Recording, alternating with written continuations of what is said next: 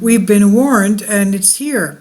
The El Nino watch, initiated as agricultural industry, is now in the crosshairs. We've noticed that in the past couple of years, not only inclement weather, extreme weather cases in the United States and still taking place there, but also in Europe. For example, the rivers in Germany are drying up.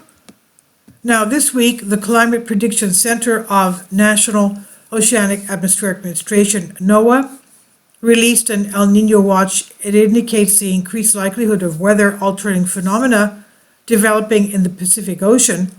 If El Nino does form, it could result in heavy rainfall and heat waves in specific regions across the globe, potentially causing, of course, disruptions in the agricultural industry. This watch is issued when conditions are favorable for the development of El Nino within the next 6 months.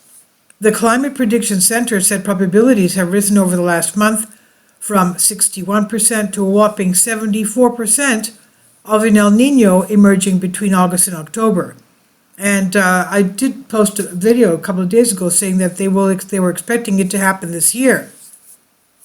And National Weather Service says time to watch for El Nino. NOAA's Climate Prediction Center issued an El Nino watch in today's monthly update, issue for April 2023.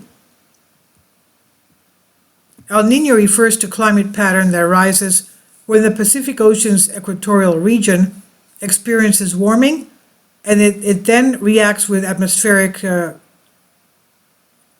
atmosphere to cause weather shifts worldwide. On the commodity front, Bloomberg analyst Jake Lloyd-Smith said El Nino might impact harvests in the second half of the year. He said, so the parade of warnings that a disruptive El Nino pattern may be on the way is critical for commodities, as it carries the potential to roil palm oil, sugar, and cocoa, to list just a few. The latest to wade are the folk at the U.S. government, who've issued an El Nino watch.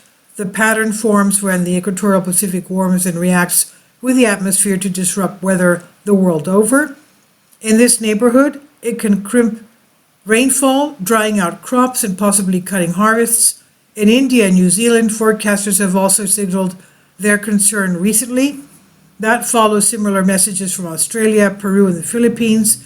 The pack, it seems, is well and truly on the move, which means that Australia again could have more heat and, of course, wildfires. There's a two-step process at work here, they said.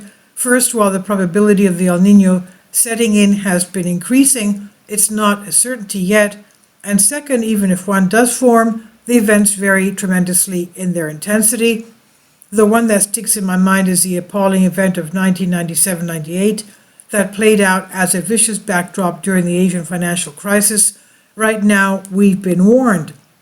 El Nino effect on crop yields could further strain the already stressed global food supply chain, leading to increase in prices, making it harder for central bankers to cool inflation. And as readers know, elevated food prices and soaring costs of living in emergency market nations can ignite social unrest, creating a perfect storm of adverse economic and political consequences. And this is on A Zero Hedge by Tyler Durden. Please leave your comments. Thank you for your support. Kindly support my Patreon account. The daily posts are 5 videos daily, and they are totally different from what I have on my YouTube channel.